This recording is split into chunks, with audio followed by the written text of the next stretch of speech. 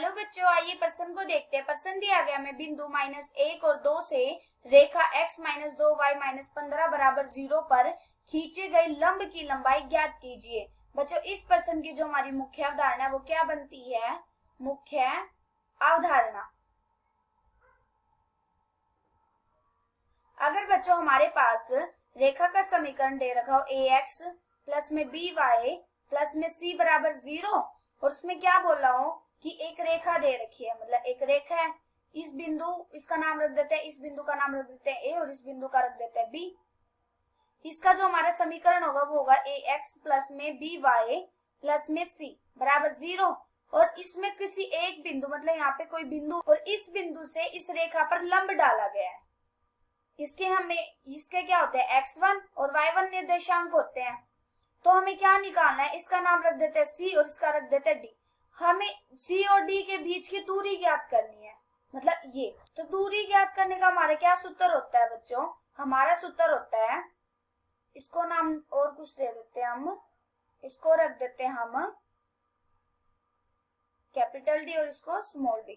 तो इसका सूत्र होता है बच्चों हमारे पास d बराबर मोड ax1 प्लस में by1 प्लस में c बटे में वर्गमूल a की घात 2 प्लस में b की घात 2।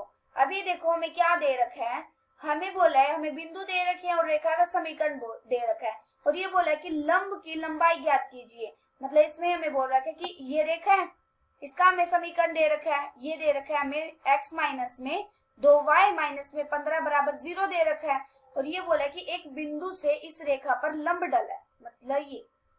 इस बिंदु का नाम रख देते हैं c और इसका d और हमें c बिंदु के निर्देशांक दे रखे हैं -1 और -2।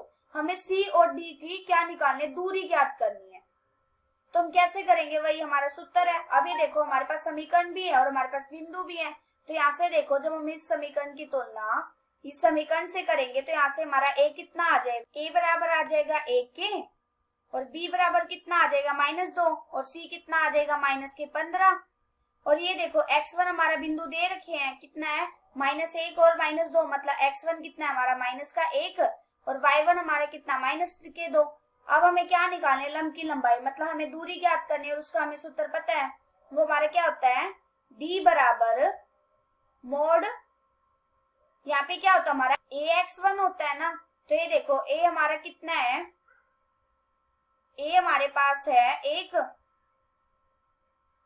और हमारे पास x1 कितना -1 प्लस में b हमारे पास कितना -2 और y1 कितना -2 और c हमारा कितना है?